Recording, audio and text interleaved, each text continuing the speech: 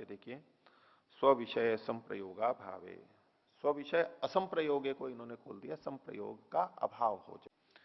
चित्त स्वरूपानुकार एवं इति, चित्त के स्वरूप के अनुरूप हो जाती है। कैसे चित्त के स्वरूप के अनुरूप, उसी को खोल रहे हैं। चित्त निरोधे चित्तवत निरुद्धानी इंद्रियाणी, चित्त के रुक जाने पर उस विषय से, उस विषय से, चित्त का निरोध मतलब एक वो योगश चित्त वृत्ति निरोध है, संपूर्ण चित्त वृत्तियों का रुक जाना, वो तात्पर्य यहां नहीं है। वही अगर यहां प्रत्याहार में हो जाएगा फिर तो आगे समाधि की भी क्या बात है, चित्त की निरुद्ध अवस्था आ गई, वो निरुद्ध नहीं है, यहां पर रोकने के अर्थ में है। वहां संपूर्ण चित्त वृत्तियां रुक जाती हैं, यहां पर सीमा में जहां जहां हमें रुकना है, जहां उसको जाना है वहां जाएगा, बाकी चीजों से उसने रोका है, यही चित्त का रुकना है यहां पर। तो चित्त के निरोध होने पर, रुकने पर, चित्त के समान इंद्रियां भी रुक जाती हैं। मन से निश्चय किया कि यहां मन लगाना है, यहां नहीं लगाना है, बस इंद्रियां वहां नहीं जाएंगी, उस तरफ नहीं जाएंगी, उधर नहीं प्रवाह होगा। हमने पीछे जो अयस्कांत मणि वाला उदाहरण देखा था, विषयों में और इंद्रियों में, इनके बीच में कौन लोहा कौन चुंबक? विषय चुंबक और इंद्रियां लोहे के रूप में। तो विषय खींचेंगे, इंद्रियां वहां जाएंगी, ये नहीं होगा। मन का जहां लगा हुआ है वहीं, इधर नहीं जाएगी इंद्रियां। और इंद्रिय और मन के बीच में संबंध देखेंगे तो इंद्रियां चुंबक और मन लोहा। अब वो इंद्रियां इसको, मन को खींचेंगी नहीं उधर, मन का नियंत्रण रहेगा। ये प्रत्याहार है। तो चित्त के निरोध होने पर चित्त के समान निरुद्ध इंद्रियां हो जाती हैं, और ऐसा होने पर मन के निरुद्ध होने पर बाकी सारी इंद्रियां रुक जाती हैं, एक एक नहीं। इसलिए आगे का न इतर इंद्रिय जयवत उपायांतरम अपेक्षन्ते, और ये इंद्रियां का रुकना अब और किसी उपाय की अपेक्षा नहीं है, बस ये एक ही उपाय किया, सभी इंद्रियां रुक जाएंगी।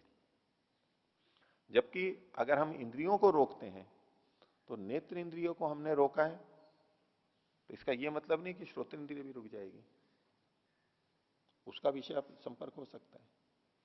हमने घ्राणेन्द्रिय को रोका, रसनेन्द्रिय को रोका, रसनेन्द्रिय को रोक लिया तो घ्राणेन्द्रिय भी रुक जाएगी, आवश्यक नहीं है। बहुत अच्छा भोजन बना हुआ है, सुगंध आ रही है, ठीक है, आकर्षित नहीं होना है, मेरे को भोजन नहीं करना है, तो ठीक है, भोजन तो नहीं किया लेकिन गंध तो आ रही है, गंध का तो आनंद ले रहा है वो। ऐसे नेत्र बंद कर लिए, शब्द आ रहा है बाहर से, तो शब्द तो ले ही रहा है, स्पर्श का तो पता लग ही रहा है। तो एक इंद्रिय के रोकने पर दूसरी इंद्रियों को भी रोकना होता है, उपायांतर करना होता है, ये सामान्य रूप से। लेकिन प्रत्याहार के होने पर जब मन रुक जाता है तो अब किसी उपायांतर की अपेक्षा नहीं है, इसी एक ही उपाय से सब कुछ हो जाएगा। न इतर इंद्रिय जयवत, अन्य इंद्रियों का जो जय किया जाता है, एक एक इंद्रिय पर विजय प्राप्त की जाती है, उसके समान उपायांतरम न अपेक्षन्ते, उपायांतर की, भिन्न उपाय की अपेक्षा नहीं करते हैं। यहाँ पर उदाहरण दिया, यथा मधुकर राजम मक्षिका उत्पतंतम उत्पतंती, जैसे मक्खियां, मधुमक्खियां, मधुमक्खियों का जो राजा होता है, रानी मक्खी बोलते हैं, उसके उड़ने पर वो भी सारी की सारी उड़ के चली जाती हैं।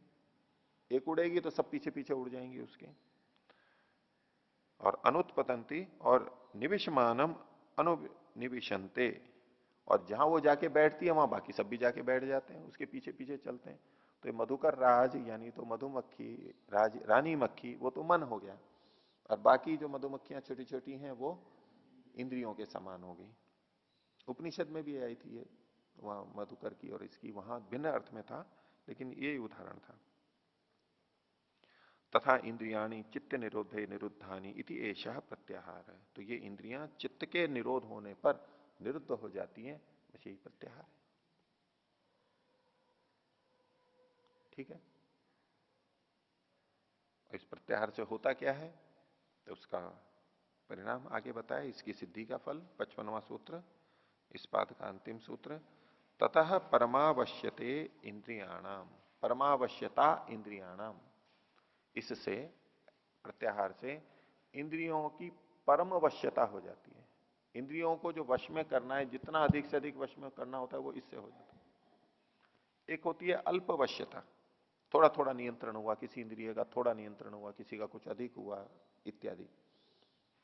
लेकिन जितनी वश्यता हो सकती है, परम अवश्यता सबसे अच्छी, वो हो जाती है प्रत्याहार से।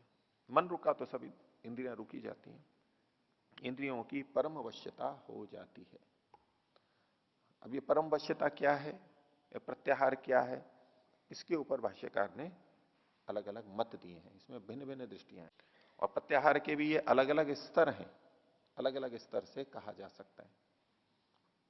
अपने अपने स्तर पे सब में प्रत्याहार का लक्षण घटता है, लेकिन छोटे बड़े न्यूनाधिक वहां पर हम भेद देख सकते हैं। क्रमशः वो आगे बताते चले जाएंगे। प्रत्याहार के बारे में इस आगे का जो हम विवरण देखेंगे, उससे हमें एक बात और भी पता लगेगी, उसको आप लोग भी देखिए कि ऐसा है या नहीं है। कि प्रत्याहार का संबंध हम ध्यान काल में लगाते हैं, बैठते हैं जब बैठ गए, आसन लगाया, प्राणायाम किया, अब प्रत्याहार किया, अब धारणा ध्यान, तो प्रत्याहार का प्रयोग जो व्यवहारिक प्रयोग है वो हम कहां देखते हैं, हम ध्यान उपासना में बैठते हैं। प्रत्याहार का प्रयोग व्यवहार काल में नहीं देखते, बहुत कम देखते हैं। वहां कोई प्रत्याहार मतलब तो बिल्कुल वहां बैठ जाना। अब लेकिन जब हम व्यवहार कर रहे हैं, बोले इस समय प्रत्याहार कहां से होगा, हो जाएगा।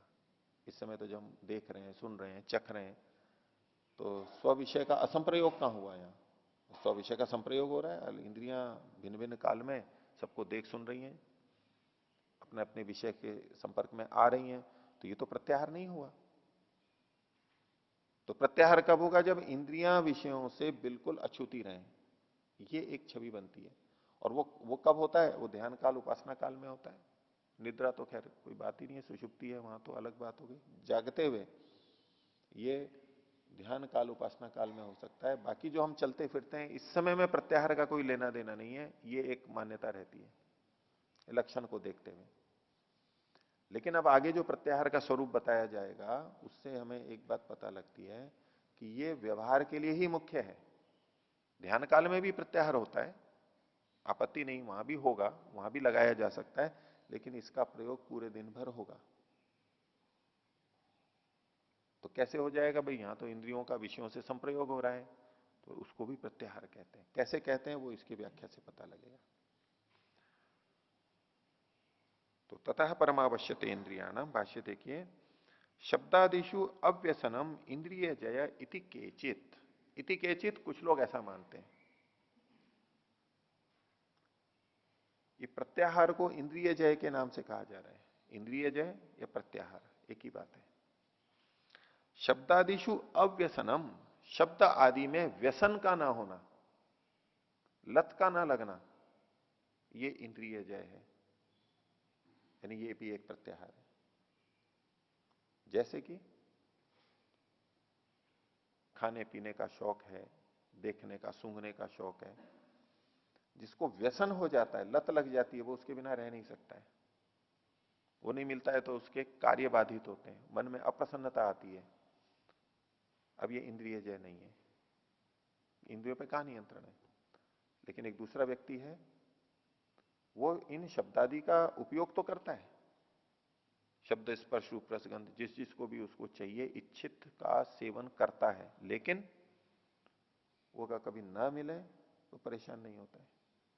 व्यसन नहीं है उसको, लत नहीं लगी हुई है कि मिलना ही चाहिए, इसी समय मिलना चाहिए, प्रतिदिन मिलना चाहिए इत्यादि। ये जो एक बाध्यता बन जाती है, ऐसी उसको नहीं हो रही है, इसका मतलब है इसको व्यसन नहीं है। व्यसन उसी को बोले जिसके बिना वो रह ही नहीं सकता है। बीड़ी पीने वाला, शराब पीने वाला, तंबाकू खाने वाला व्यसन कब कहलाता है, जब वो उसके बिना रह नहीं सकता हो। और वैसे कोई लेता है कभी कभी, लेकिन बाध्य नहीं होता है। नहीं मिला तो नहीं मिला, महीने भर तक, साल भर तक, सप्ताह भर तक, पूरे दिन भर नहीं मिला तो नहीं मिला, उसको कोई बाधा नहीं होती है, अपना सारा काम ठीक करता रहता है। अब इसको व्यसन नहीं कहेंगे। तो ये शब्दादि विषय, इनका सेवन तो वो कर रहा है, लेकिन व्यसन के रूप में नहीं है, इसके बिना वो रह ही नहीं सकता। भोजन में मीठा होना ही चाहिए, नहीं तो उसको भोजन ही अच्छा नहीं लगेगा, खाएगा ही नहीं, गुस्सा हो जाएगा। भोजन में घी होना ही चाहिए, भोजन में ये चीज होनी ही चाहिए, ऐसा ही होना चाहिए, ऐसे ही कपड़े होने चाहिए, ऐसी ही गाड़ी होनी चाहिए, ऐसी ही सुगंध होनी चाहिए, इत्यादि जो जबरदस्ती मतलब दृढ़ता से ये मन में बन जाता है, ये है व्यसन। तो जिसको ये नहीं है तो कहा शब्दादिशु अव्यसनम, व्यसन नहीं है, ये भी एक इंद्रिय जय है, ये भी एक प्रत्याहार है, क्योंकि वो चीजें उसको अच्छी तो लग रही हैं, शब्दादि उसको अच्छे लग रहे हैं, लेकिन उसने इतना नियंत्रण कर रखा है कि नहीं अभी इसका सेवन नहीं करूंगा, अभी नहीं करूंगा, अभी ये कार्य चल रहा है, अभी ये नहीं करूंगा, भिन्न समय में करूंगा। और कुछ व्यक्ति जो होते हैं वो उनको इतने व्यसन होते हैं कि उनके दिन भर के कार्य भी बाधित होने लगते हैं। जब मान लो टेलीविजन का व्यसन लग जाए तो घर की सब्जी लेने जाना है तो सब्जी लेने नहीं जाएगा, वो कार्य में बाधा होगी, ये व्यसन है। विद्यालय का समय हो रहा है तो विद्यालय नहीं जाएगा, ये व्यसन है। नौकरी पे जाना है, नौकरी पे नहीं जाएगा, ये व्यसन है। उसके लिए विषय भोग के लिए, शब्द स्पर्श रूप रस गंध किसी भी इंद्रिय के सुख के लिए वो अपने नियमित कार्यों को जब छोड़ता है, ये व्यसन है उसका, ये लत लग गई है, ये हानिकारक है। और दूसरे व्यक्ति अपने सब नियमित कार्यों को कर रहे हैं और जब समय मिलता है उपयुक्त समय में यथा समय उचित मात्रा में उसका सेवन करते हैं, तो ये भी एक प्रकार का इंद्रिय जय है, ये प्रथम स्तर का है, ये भी एक तरह का प्रत्याहार है। इस पहले से हमको इसी स्थिति में आना होता है। अब इन्होंने कहा था कि अव्यसनम, व्यसन नहीं होना। व्यसन क्या होता है उसको खोल रहे हैं। शक्तिर व्यसनम, व्यसन का मतलब है शक्ति, इसको आ लगा लिए तो हम आसक्ति बोल देते हैं। आ को हट नहीं किया, शक्ति लगाओ, बिल्कुल जुड़ जाना, चिपक जाना उससे, हट नहीं सकता है उससे, छोड़ नहीं सकता है उसको, ये शक्ति है, ये आसक्ति है, इसे व्यसन कहते हैं। इसके बिना रह ही नहीं सकता वो, उसको अपना जीवन व्यर्थ लगने लगेगा। जैसे दूरभाष आदि भी हैं, मोबाइल है, अब एक तो है कि उपयोग कर रहे हैं, नहीं है तो नहीं है, रखा है, कोई परेशानी नहीं। एक क्या है कि भाई मोबाइल छीन लिया तो जैसे कि जीव ही निकल गया हो, 1 घंटा नहीं रुक सकते, 10 मिनट नहीं रुक सकते, मोबाइल बंद हो जाए। लगातार कुछ एसएमएस देख रहे हैं या तो व्हाट्सएप पे देख रहे हैं, कुछ लगातार कुछ ना कुछ चल रहा है, वो रुक ही नहीं सकता, एक दिन नहीं रुक सकता। जीवन कैसा लगने लगता है, ये आसक्ति व्यसन में आएगा, उसको परेशानी होने लग जाएगी। तो शक्तिर व्यसनम, इसको व्यसन को, आसक्ति को व्यसन क्यों बोलते हैं, व्यसन नाम क्यों दिया, तो बोले व्यस्यति एनम श्रेयस इति, ये आसक्ति इसको उसके श्रेय से, कल्याण से दूर फेंक देती है। जो वो चाहता है करना, जो गुण बढ़ाना चाहता है, जिस पद पे जाना चाहता है, जिस प्रतिष्ठा पे जाना चाहता है, जिस आध्यात्मिक उन्नति पे जाना चाहता है, जैसा विद्वान बनना चाहता है, जैसा खिलाड़ी बनना चाहता है, कुछ भी, वो जो उसके लिए का लक्ष्य है उससे उसको दूर फेंक देती है, छिटका देती है। वो व्यसनों के कारण से वो नहीं जा सकता। तो जब हमारी कोई आसक्ति या शक्ति, लगाव विषयों का इतना बढ़ जाए कि हमारे लक्ष्य में बाधा खड़ी हो जाए और हम उसको कर ही ना पाए, हम पढ़ नहीं पाए, हम व्यायाम ना कर पाए, हम भोजन बनाना है वो नहीं कर पाए और उससे बाधाएं आ रही हैं, ये उसको उसके कल्याण से, लक्ष्य से हटा देती है, इसलिए इसको व्यसन कहते हैं। जो उसको लक्ष्य से फेंक दे बाहर, उसको व्यसन बोलते हैं, ये व्यसन का रूप आ गया। तो यदि व्यसन नहीं है तो ये भी एक इंद्रिय जय है। सकारात्मक नकारात्मक, लेकिन हम देखेंगे कि ये तो विषयों का सेवन करता है, तो कहें कि ये इसमें ये इसी को इंद्रिय जय थोड़ा ना कहेंगे, इसको प्रत्याहार तो कहेंगे नहीं, ये भी एक है, ये भी सामान्य बात नहीं है, ये तो व्यक्ति व्यसन में पड़ ही जाएगा। एक बात हुई।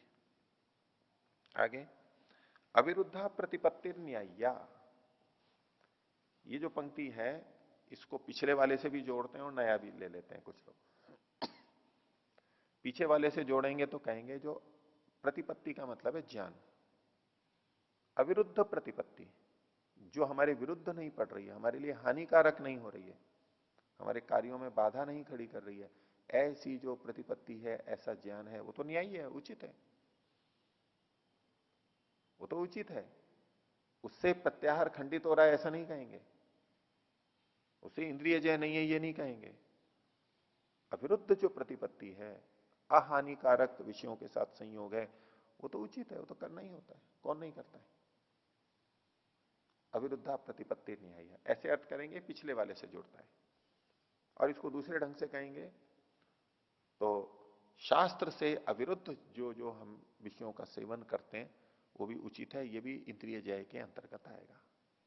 शास्त्रों में जिस सीमा तक हमें विषयों के सेवन की स्वीकृति दी है उसको करना, उनके विपरीत जाकर के ना करना, अति ना करना, गलत ढंग से ना करना, शास्त्र के अनुरूप अविरुद्ध रहते हुए जब हम इन विषयों को जानते हैं तो ये न्याय्य है, उचित है, ये भी एक इंद्रिय जय है।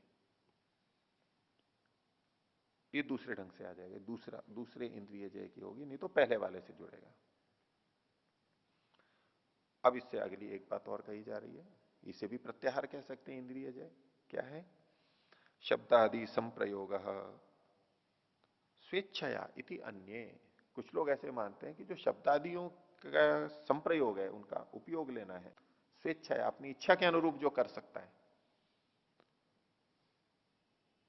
उसको भी इंद्रिय जय कहते हैं, प्रत्याहार कहते हैं।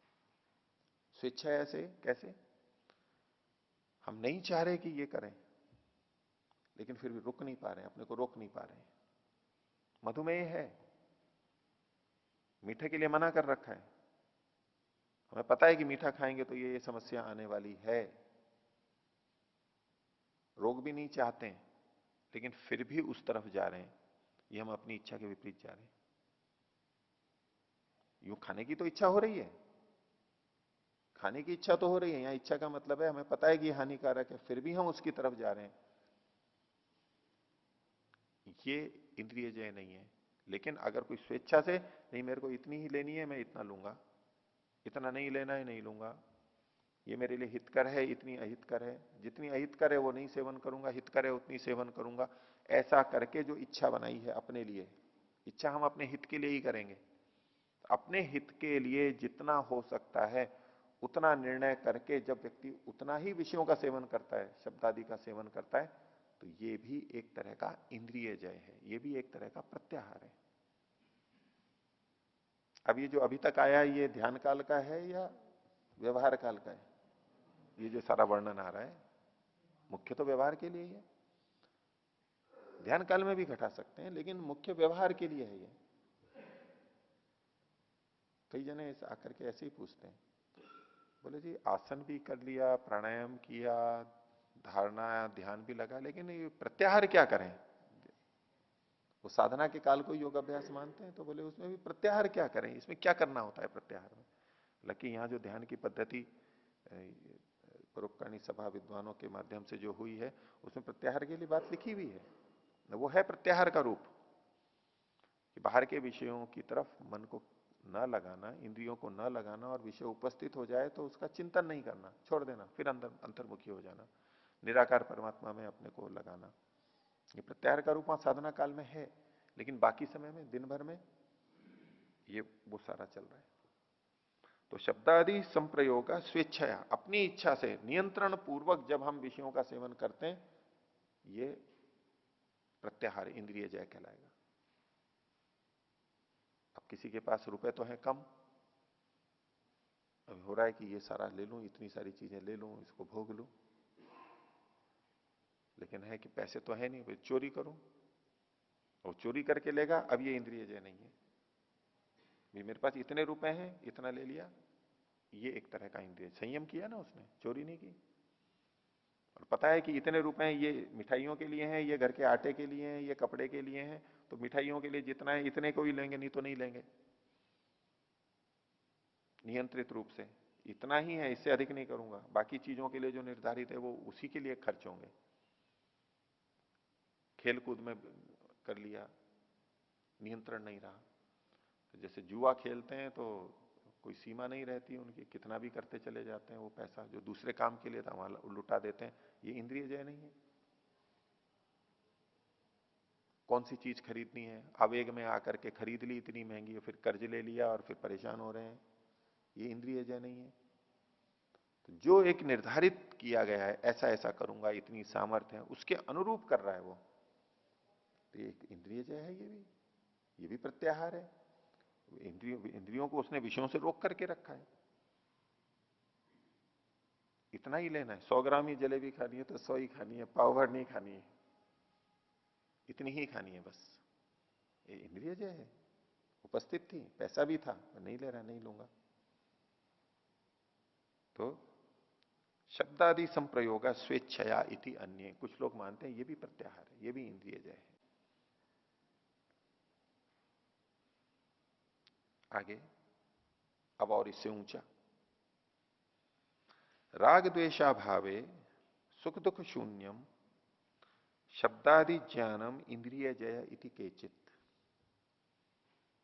शब्दादि ज्ञानम, शब्दादि का ज्ञान होना, मूल में तो क्या लिखा हुआ है, स्व विषय असंप्रयोग है, अपने विषयों का प्रयोग ही नहीं करना है। अब प्रयोग नहीं करना है मतलब तो बिल्कुल ही प्रयोग नहीं करना है, ऐसा अर्थ लेकर के प्रत्याहार को जाते हैं। अभी शब्दादि का प्रयोग बताया, अभी तक जितने भी आ रहे हैं इसमें शब्दादि का सबका प्रयोग हो रहा है, लेकिन नियंत्रित रूप से हो रहा है। तो शब्दादि ना, शब्दादि शब्दादि ज्ञानम इंद्रिय जय, शब्दादि का ज्ञान होना यह भी इंद्रिय जय है। कैसा? राग द्वेषा भावे सुख दुख शून्यम, उसमें न तो राग है न द्वेष है, विषयों का सेवन कर रहा है लेकिन राग रहित होकर के और द्वेष रहित होकर के और सुख दुख से रहित होकर के, लेकिन विषयों का सेवन तो कर रहा है वो, शब्द स्पर्श रूप रसगंध को जान रहा है। इसको भी कुछ लोग इंद्रिय जय मानते हैं, प्रत्याहार मानते हैं। इससे पीछे वाले जो थे उनमें वो राग द्वेष से युक्त हो रहा है, सुख दुख से युक्त हो रहा है, तो भी वो इंद्रिय जय थे, क्योंकि वो अति नहीं कर रहा था, जैसी इच्छा थी उतना ही कर रहा था, व्यसन में नहीं जा रहा था, इतने अर्थ में वहां भी इंद्रिय जय था। लेकिन ये कमी थी वहां पर कि राग द्वेष था और सुख दुख भी था, ये न्यूनता थी। अब ये उससे ऊंचला स्तर है, ऊंचा स्तर है, राग द्वेष और सुख दुख। सुख है तो राग आएगा ही, दुख है तो द्वेष आएगा ही, जुड़े हुई चीजें हैं। तो राग द्वेष से रहित, सुख दुख से रहित, अब जब वो विषयों का सेवन करता है ये भी इंद्रिय जय है, ऐसा कुछ लोग कहते हैं। अब ये कब होगा? ये भी तो व्यवहार काल में ही होगा। शब्दादि विषयों के साथ में इंद्रियों का संपर्क, शब्दादि का ज्ञान, ये कब होगा? व्यवहार काल में ही होगा। ध्यान काल में तो इन सबको छोड़ के बैठते हैं, इसकी घटेगा ही व्यवहार काल में, ये प्रत्याहार घटेगा ही व्यवहार काल में। ये तीसरा या कहो चौथा प्रकार हुआ प्रत्याहार का। और अब अंतिम प्रत्याहार का रूप बता रहे हैं जो कि सबसे ऊंचा वाला है। चित्तैकाग्र्यात् अप्रतिपत्ति रेव इति जैगिषव्य, चित्त के एकाग्र होने से, मन कहीं लग गया है परमात्मा में, आत्मा में, अंदर, ऐसी एकाग्रता से अप्रतिपत्ति, विषयों का ज्ञान ही ना होना, विषयों का ग्रहण ही ना करना, ऐसा जैगिषव्य आचार्य कहते हैं। अवाट्य जैगिषव्य की चर्चा आगे आएगी, तीसरे पाद के 18वें सूत्र में। अवाट्य और जैगिषव्य, वो जैगिषव्य भी एक ऋषि हुए, उनका मत बताया जा रहा है। उनका कहना है कि चित्त की एकाग्रता होने पे विषयों का सेवन ही ना करना, शब्द स्पर्श के संपर्क में ही ना जाना, ये प्रत्याहार है, ये सबसे ऊंची स्थिति है, संपर्क ही नहीं करना। उसमें जो पीछे की सारी चीजें हैं उसमें प्रच्छन्न लौल्य रहता है, छुपी हुई लालसा रहती है, बाहर से नहीं लगेगी लेकिन छुपी हुई रहती है। आप शुरू की दो तीनों को देख लीजिए, व्यसन नहीं है लेकिन सेवन तो कर रहा है, उसमें लौल्य तो है, इच्छा तो है कि मैं खाऊं, खूब स्वादिष्ट हो, विषयों का सुख मिले, ये तो लालसा तो है, छुपा हुआ लालसा है। और शास्त्र के अनुसार विषयों का सेवन कर रहा है, उसमें भी प्रच्छन्न लौल्य है, छुपा हुआ है। और अपनी इच्छा अनुसार शब्दादि का सेवन कर रहा है, उसमें भी प्रच्छन्न लौल्य है। ये चीज खाऊंगा, इसी दुकान की खाऊंगा, ये अच्छी होगी, खाऊंगा इतनी, इसी होटल में जाऊंगा, ऐसा ही कपड़ा पहनूंगा, यही करूंगा, सब कुछ कर रहा है अच्छा से, राग द्वेष से युक्त है, सुख दुख से युक्त है, इन सब में प्रच्छन्न लौल्य है, छुपा हुआ है। और जो राग द्वेष का अभाव है, सुख दुख से शून्य है, उसमें भी प्रच्छन्न लौल्य है। कई बार व्यक्ति, साधक लोग ये करते हैं, अपनी साधना के प्रयोग चलते हैं, उनके अध्यात्म के प्रयोग चलते हैं, तो बहुत दिनों से किसी विषय में संयम कर रखा है कि चलो मीठा नहीं खाना है, या नमक नहीं खाना है, या घी नहीं खाना है, बोले आज तो खा करके देखते हैं, देखिए मेरे को इसमें सुख आता है या नहीं आता है। अपना परीक्षण करने के लिए खाते हैं। नाम क्या रहता है? परीक्षण कर रहे हैं, मैं अपना परीक्षण कर रहा हूं, प्रयोग करके देखता हूं कि मेरे को इसकी तरफ आकर्षण होता है या नहीं होता है। इसमें छुपा हुआ लौल्य रहता है, प्रच्छन्न लौल्य है।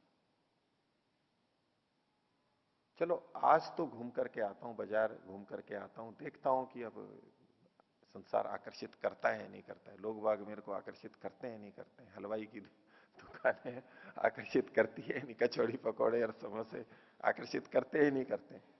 देखता हूं चलो। फिर जाने लगा, बोले हाँ ठीक है, आकर्षित तो नहीं कर रहे हैं।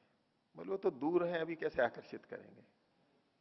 इसको खरीद के खा के देखता हूं, समय आकर्षित कर रहे हैं नहीं कर रहे हैं, ये मैं पर को पता करना है। तो खा करके भी देखता है, उसको प्रयोग के रूप में देखता है। सच्चा प्रयोग हो रहा है वो ठीक है, लेकिन इन प्रयोगों के पीछे भी वो तो मन से ही पता लग जाता है अपने को, यहाँ मन में ये भावना उठ रही है, वो आगे जाने की जरूरत ही नहीं, पहले ही पता लग जाता है। लेकिन बोले नहीं, इसको प्रयोग करके और देखते हैं, अभी पूरा पहले जैसा सुख आता है या कम सुख आता है। वो नाम प्रयोग का है, वो सुख लेना चाहता है वास्तव में वहां पर। ये प्रच्छन्न लौल्य छुपा हुआ रहता है।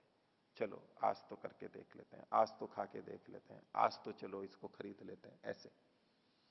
तो अंतिम जो प्रत्याहार है वो क्या है? चित्त की एकाग्रता होने पर विषयों का सेवन ही नहीं करना, उसको इच्छा ही नहीं होगी। हाँ, जीवन जीने के लिए जितना आवश्यक है वो तो करेगा ही, उसको छोड़ दीजिए, बाकी जो सारा है वो नहीं करेगा। ये जगी शव्य का मत है, ये अंतिम स्थिति है प्रत्याहार की।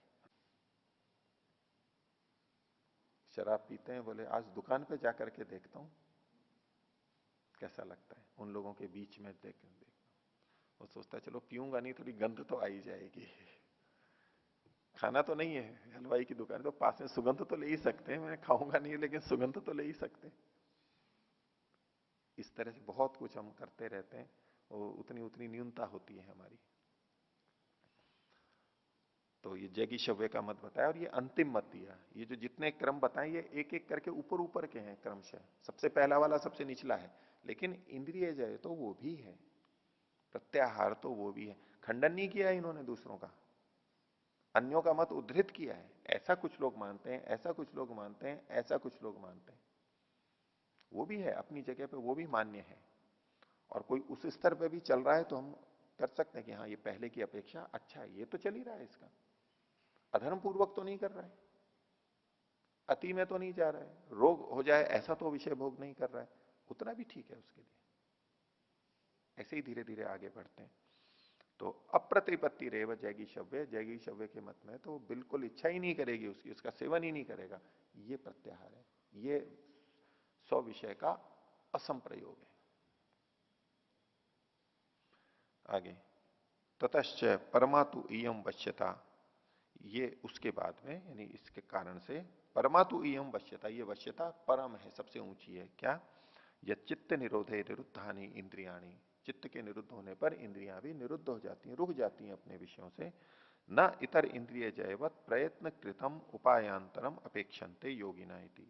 ऐसे में एक एक इंद्रिय को जीतने के बाद में जब अन्य इंद्रियों को जीतने के लिए जो उपाय किए जाते हैं, उस तरह से यहां पर अब उपाय करने की आवश्यकता नहीं रहती। एक ही साधे सब सधे, एक को साध कर सिद्ध कर लिया तो बाकी सब कुछ सध जाएगा, ऐसा है। योगी लोग बस मन को रोक लेते हैं तो बाकी सब रुक जाता है, ये प्रत्याहार है।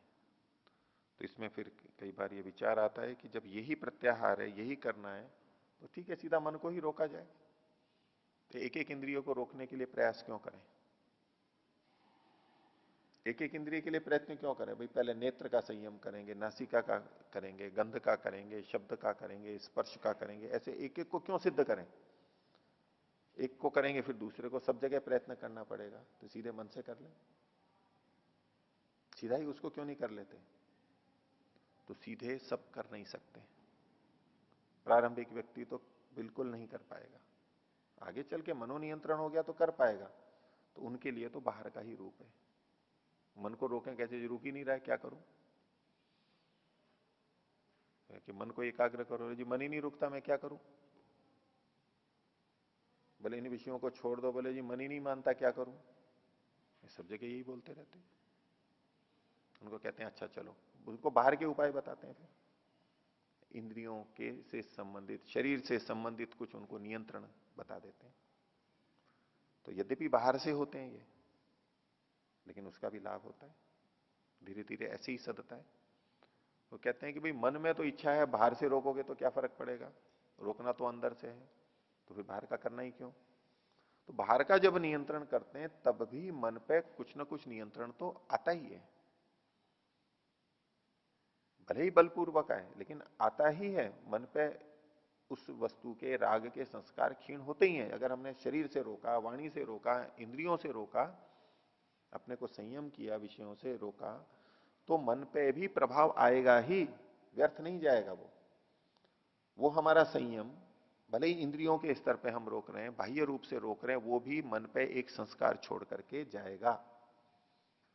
और ऐसा बार बार करते करते करते मन पर उस विषय के संस्कार क्षीण होंगे और उसको रोकने के, संयम के संस्कार बलवान हो जाएंगे, और फिर एक ऐसी स्थिति आएगी कि हम मन के स्तर पर ही रोक देंगे उसको, नहीं होगा। तो यद्यपि मन का नियंत्रण अंतिम है, वही मुख्य है, और उसको कर लिया तो दूसरों की आवश्यकता नहीं है, लेकिन कर नहीं पाते हैं मन को, इसलिए एक एक इंद्रियों का नियमन किया जाता है, दिनचर्या में चला जाता है। उनको बांधा, इतनी बजे उठो, ये करो ये करो ये करो, ये सब इतनी व्यस्त और दिनचर्या क्यों रखे, और उसके बिना तो ये उच्छृंखल हो जाएगा। तो बोले इससे क्या लेना देना है, अंदर से ठीक हो गया तो ये क्या बंधन है? बोले ठीक है, अगर उस स्तर पे पहुंच गया है तो उसके लिए दिनचर्या का कोई लेना देना नहीं, ठीक है, कभी भी कर लो, आगे पीछे जैसा भी है, कोई फर्क नहीं पड़ता है उससे। लेकिन जब तक वो नहीं है तो बच्चे को कैसे नियंत्रित करेंगे? बच्चे को तो ऐसे ही नियंत्रित करना होगा, नए व्यक्ति को तो ऐसे ही नियंत्रित करना होगा। बहुत से नियम बताए जाएंगे, ऐसा करो, ऐसा करो, ऐसा स्नान करो, ऐसे कपड़े पहनो, ऐसा ये करो, पहले ये करो, फिर ये करो, फिर ये जप करो, फिर ये करो, वो ये सारे प्रयोग होंगे उनके। तो ये दूसरा पाद, साधन पाद समाप्त होता है। किन्हीं को कुछ और पूछना हो तो पूछिए।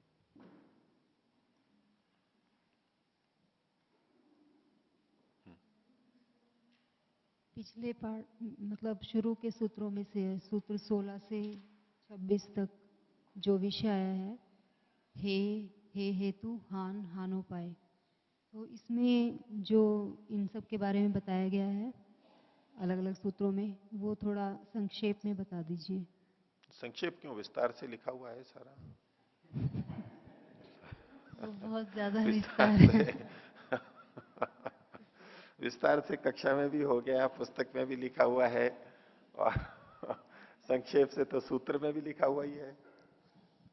तो हे मतलब छोड़ने योग्य। छोड़ने योग्य क्या होता है? दुख छोड़ने योग्य होता है। और दुख भी कौन सा? भूतकाल का तो भोग चुके, वर्तमान का भोगारूढ़ है। हे हम दुख मनागत।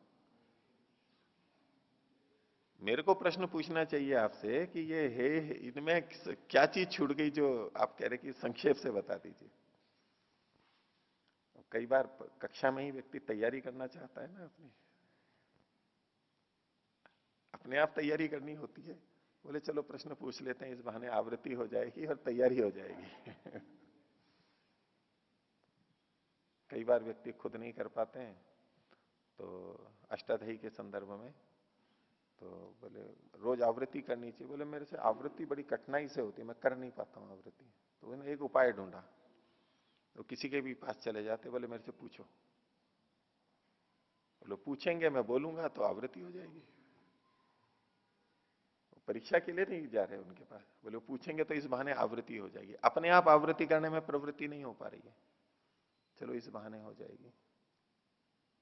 तो हे तो हो गया। हे हेतु दुख का कारण क्या है? संयोग है। आत्मा का शरीर के साथ, इंद्रियों के साथ जो संयोग है वो दुख का कारण है। और उसका भी कारण क्या है? तस्य हेतु अविद्या, अविद्या उसका कारण है।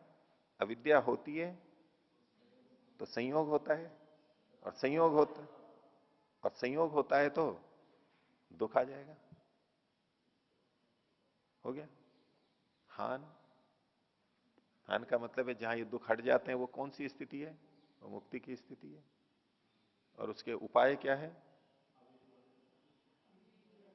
विवेक ख्याति, ज्ञान, अविप्लव विवेक ख्याति कह लीजिए। हो गया संक्षेप से? संक्षेप से नहीं हुआ हो तो कुछ और बोलो। संक्षेप से नहीं हुआ हो अभी तो कुछ और बोलूं? अगला प्रश्न कीजिए। संक्षेप की भी तो अपनी एक सीमा अपनी अपनी होती है ना, कि भाई इतना हो तो मैं कहूंगी कि ये संक्षेप से हो गया। अभी जो क्या, ये तो अति संक्षेप हो गया। थोड़ा और विस्तार हो तो संक्षेप कहलाएगा। पूछिए, कुछ पूछना हो तो इसमें प्रश्न हो तो पूछिए।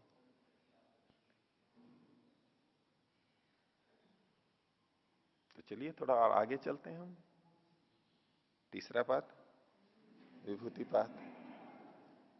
विभूति का मतलब विशेष भूति, विभूति विशेष ऐश्वर्य, गुणों का उत्कर्ष, विशेष सफलता, विशेष गुण की प्राप्ति, पूर्णता, इसको विभूति कहते हैं। गुणों का उत्कर्ष, वो गुणों का उत्कर्ष शरीर के स्तर पे हो सकता है, इंद्रियों का स्तर पे हो सकता है, बाह्य इंद्रियां, आभ्यंतर इंद्रियां, लेकिन गुणों का उत्कर्ष विभूति कहलाता है।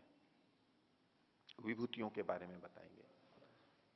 तो पहले सूत्र की भूमिका है, उक्तानी पंच बहिरंगानी साधनानी।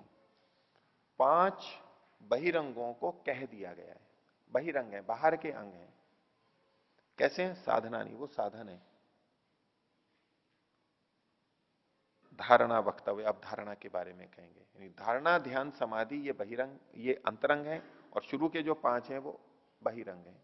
और वो बहिरंग अंतरंग के साधन है, उनसे अंतरंग के लिए हमें अनुकूलता आती है, वो साधन के रूप में कहे गए हैं। तो पहला सूत्र है, देश बंधस चित्त से धारणा। धारणा किसे कहते हैं? चित्त का देश बंध, एक स्थान पर बंद होना, एक स्थान पर टिकना। बंधन होता है तो व्यक्ति टिक जाता है वहां पर, बांध दिया तो वहीं रहता है, इधर उधर नहीं जाता है, रस्सी से बांध दिया तो। ऐसे देश बंद होना चित्त का, ये धारणा कहलाता है। अब देखिए, एक प्रसंग हमारा पीछे योग दर्शन के संदर्भ में आता रहता है कि योग दर्शन में चित्त और मन क्या है। तो यहां भी इस दृष्टि से देख सकते हैं कि देश बंध चित्त से धारणा, धारणा के साथ में क्या शब्द जोड़ा है? चित्त। और पीछे प्राणायाम का आया था, उससे प्राणायाम से क्या होता है? धारणा सूच योग्यता मनसह, वह मन शब्द का धारणा में योग्यता, धारणा यहां भी कही जा रही है, धारणा वहां भी कही जा रही है। तो धारणा चित्त के द्वारा होती है या मन के द्वारा होती है? यहां कहा देश बंध चित्त से धारणा, वहां कहा धारणा सूच योग्यता मनसह। तो धारणा मन से होती है, चित्त से होती है? तो दोनों एक ही है। ओके, नहीं इनको पता ही नहीं है, कहीं चित्त लिख देते हैं, कहीं मन लिख देते हैं। नहीं, वो धारणा अलग थी, ये धारणा अलग है, क्योंकि वहां तो मन से धारणा कही गई, यहाँ चित्त से धारणा की गई। ऐसी परिकल्पनाओं में जाने की आवश्यकता नहीं है। ये भी एक स्थल है, और भी ऐसे बहुत सारे स्थल हैं जिनसे हमें पता लगता है कि ये शब्द उसी तरह प्रयोग में किया गया है, समान समान अर्थ में प्रयोग किया गया है। तो देश बंधस चित्त से धारणा, वो कौन सा देश होना चाहिए? तो उसके लिए कुछ उदाहरण दिए। नाभि चक्रे, नाभि में वो एक तरह का चक्र है। हृदय पुंडरी के, हृदय कमल, हृदय कमल के पास का बीच का भाग। मूर्धनी ज्योतिषी, मूर्धा में, प्रकाश में। नासिकाग्रे, नाक के अगले भाग को, इसको नासिकाग्र नहीं बोलते हैं, नीचे वाले को। ये नासिकाग्र नहीं है, बोले नाक है ये तो नीचे का भाग है, ये आगे का भाग है, ऐसा नहीं। ये तो नासिका मूल कहलाता है। इसके ऊपर ये भ्रू मध्य कहलाता है। ये दोनों भौं हैं और इसके बीच का भ्रू मध्य, ये नासिका मूल से थोड़ा यहां पर नासिकाग्र ये कहलाएगा। जिह्वाग्र, जीभ का अगला भाग, उसका जो नोक होती है। इत्येवम आदिशु दोष देशेशु, ऐसे ही और भी शरीर के कोई दूसरे भाग ले सकते हैं, वहां पर मन को, चित्त को टिकाना, ये धारणा है। आगे बाह्य व विषय, अथवा इनसे बाहर के विषय भी, ये तो शरीर के थे, बाहर भी किसी स्थान विशेष पर मन को टिका देना, वो शब्द भी हो सकता है, कोई और वस्तु हो सकती है, बाहर भी, ये भी धारणा के अंतर्गत आएगी। बाह्य व विषय चित्त से, चित्त का वृत्ति मात्रेण बंधा इति धारणा, वृत्ति मात्र से बंद होना। बंद तो होना किस दृष्टि से? वृत्ति मात्र से। अब वृत्ति मात्र का क्या अभिप्राय है? तो उसमें वृत्ति मात्रेण का मतलब है, ये निषेध करना चाह रहे हैं, न तो ध्येय कल्पनाया, उस स्थान की कल्पना करने लगे, ये वहां देशबंद नहीं माना जाएगा कि हम यहां बैठे हुए हैं और किसी स्थान की कल्पना कर ली और उसमें ध्यान कर रहे हैं और क्या मेरा मन, मैंने वहां धारणा लगा दी है। धारणा नहीं है। वृत्ति मात्र मतलब प्रत्यक्ष वहां पर हमारे को अनुभव में आता है, नहीं तो हम कल्पना करने लगते हैं।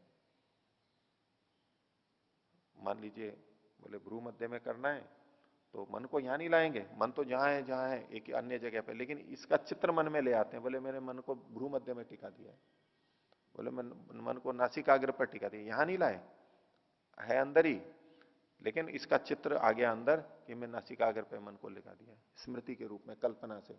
वो धारणा नहीं है, वो ध्यान में आता है। वृत्ति मात्र जो कहा गया है वो इसलिए कि धारणा और ध्यान में भेद करने के लिए वृत्ति मात्र ने कहा है। ध्यान में ध्येय की कल्पना की जाती है, विचार किया जाता है, स्मृति का प्रयोग होता है, जो हमने जाना है उसको दोहराया जाता है, वो है ध्यान। अगर धारणा में भी हम वैसे ही करने लग जाएंगे तो धारणा और ध्यान में कोई भेद नहीं रहेगा।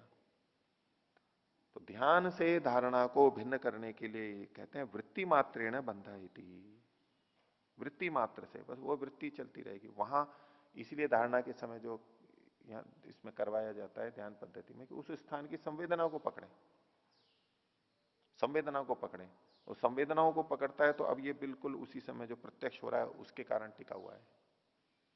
फिर कई जने क्या करते हैं, अंदर से नहीं जाते वहां पर, बाहर से देखने लगते हैं। भ्रूमध्य में करनी है तो जैसे बाहर से कोई देख रहा हो, जैसे हम दूसरे के भ्रूमध्य को देखते हैं, ऐसे अपने को देखने लगते हैं। अच्छा यहां मैंने टिका रखा है, यहां कर रखा है, तो बाहर से कहते हैं मैंने यहां टिका रखा है, बाहर ऊपर है तो यूं ऊपर से टिका रखा है, ऐसी परिकल्पना करते हैं। ये धारणा का सही स्वरूप नहीं है, क्योंकि ऐसा करते हुए हम अपनी स्मृति का प्रयोग करके उस जगह मन को टिका रहे होते हैं। वृत्ति मात्र से नहीं हुआ।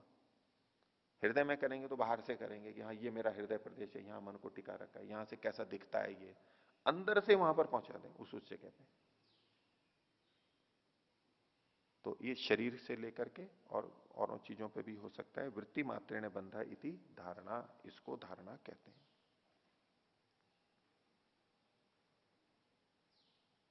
ठीक है, तो आज का पाठ इतना ही रखते हैं। प्रणव।